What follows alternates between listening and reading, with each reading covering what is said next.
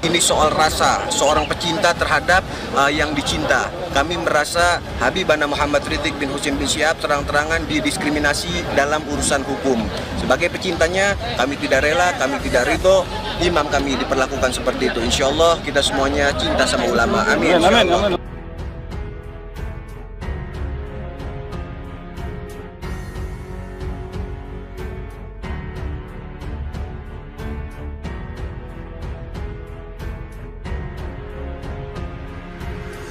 Ini kepolisian itu kayak tingkahnya PKI, bukan kayak tingkahnya kepolisian seperti biasanya dulu. Sekarang pemerintahan itu dikuasai dengan PKI. PKI sekarang. Betul. Nah, ini bukan sebenarnya menjalankan pemerintahan ini. Sakit hati umat Islam, sakit. Jangan seperti ini, seperti kepolisian. Kepada Pak Jokowi, saya sampaikan, perhatikan umat Islam. Ini mayoritas umat Islam Indonesia. Jangan perhatikan jukong-jukong Cina. Coba PKI itu diberantas, bukan begini. Penyampaian aspirasi ini adalah penyampaian tuntutan yang kami sudah sampaikan diwakili oleh Bu Wakar tadi. Yang pertama, usut tuntas secara transparan kasus hilangnya 6 nyawa warga negara Indonesia. Kami tidak masuk ke substansi kejadiannya. Kami hanya ingin perlakuan hukum dilakukan secara transparan dan baik. Kami minta Habib Rizik dibebaskan secepatnya tanpa syarat apapun.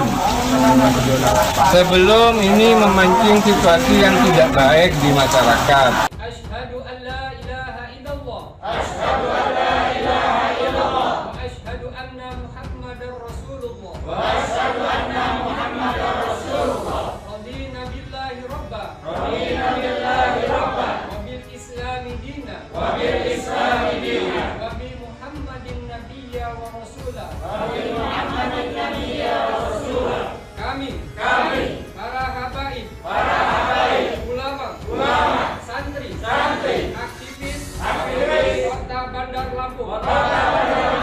Dengan ini, hari ini, tanggal 5 bulan 1 2021 Masehi, bertepatan dengan 21 Jumadil Ula 1442 Hijriah. Dengan ini mendeklarasikan perahu perjuangan umat Islam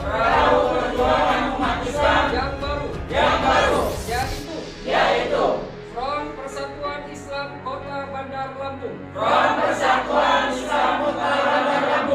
Hal-hal yang mengenai kepengurusan dan lain-lain diatur sesudahnya dan tetap istiqomah di bawah komando Imam Besar Habib Rizik Syihab. Takbir. Assalamualaikum warahmatullahi wabarakatuh.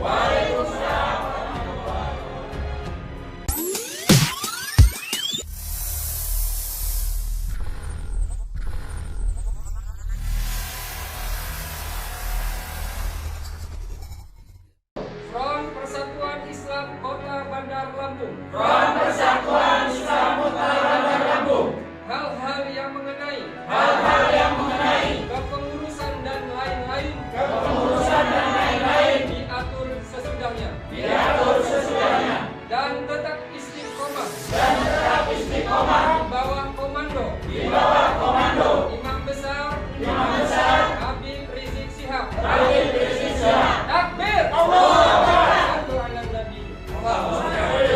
Assalamualaikum warahmatullahi wabarakatuh.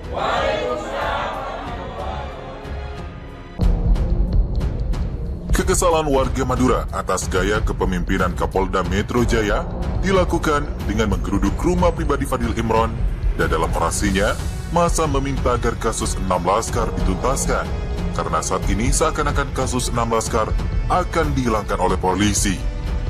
Usai kejadian, aparat kepolisian menjaga ketat di lokasi sekitar rumah. Ke depan kami masih melakukan langkah pengamanan secara terbuka dan tertutup di kediaman Kapolda Metro Jaya Fadil Imron. Dia mengatakan pada sekitar 12 personil yang melakukan penjagaan secara terbuka dan tertutup di lokasi untuk mengantisipasi adanya aksi lanjutan. Tak hanya itu, pihaknya juga telah melakukan penjagaan di kediaman keluarga Fadil Imron. Termasuk saat kejadian berlangsung, polisi juga berada di lokasi dan menertibkan massa. Saat kejadian itu, keluarga Fadil Imron merasa ketakutan. Namun, fakta kejadian di lapangan sekitar 5 menit, aksinya spontan. Kemudian secara primitif dan preventif dapat ditangani dan Kapolres tempat turun tangan langsung dan diimbau kembali ke kendaraan masing-masing, ujarnya. Penyidik Bareskrim Polri telah menemukan 2 alat bukti dalam kasus unlawful killing Laskar Front Pembela Islam. Demikian disampaikan Kabar Bareskrim Polri, Komjen Pol Agus Andrianto dikutip pojok 1 dari Tempo.co. Sudah kami miliki buktinya, ungkap dia. Agus menerangkan, 2 alat bukti itu sudah cukup untuk menaikkan status 3 anggota Polda Metro Jaya dari terlapor menjadi tersangka. Akan tetapi, Agus tak bisa memastikan kapan gelar perkara itu nantinya akan dilakukan. Pasalnya, pihaknya telah sepenuhnya menyerahkan kasus tersebut kepada Direktorat Tindak Pidana Umum. Sebelumnya, Karopenmas Divisi Humas Polri Brigjen Pol Rusdi Hartono menyebut, 3 polisi anggota Polda Metro Jaya dalam kasus ini berstatus terlapor. Laporan polisi pertama yaitu LB nomor 1340 berisi peristiwa secara bersama-sama melakukan tindakan kekerasan kepada petugas yang sedang menjalankan tugasnya. Proses penyelidikan ditingkatkan ke penyidikan dan nama anggota FPI ditetapkan sebagai tersangka dalam peristiwa itu. Rekonstruksi penembakan 6 laskar FPI di rest area tol Jakarta Cikampek kilometer 50, usai ditetapkan sebagai tersangka, polisi kemudian menghentikan kasus tersebut karena tersangka meninggal dunia. Kemudian laporan polisi yang kedua, yaitu LP nomor 132, tentang peristiwa meninggalnya 4 anggota FPI. Proses penyelidikan telah berjalan, dari hari ini dilakukan gelar perkara terhadap proses penyelidikan yang dilakukan, katanya. Hasil gelar perkara hari ini, status dinaikkan ke penyidikan. Dengan yang disangkakan terhadap 3 anggota Polri, tentunya Polri akan menyelesaikan perkara ini, tegasnya. Menurut Brigjen Rusdi, hal ini sejalan dengan rekomendasi Komnas HAM kepada Polri. Kasus tewasnya 6 anggota Laskar FPI segera memasuki babak baru.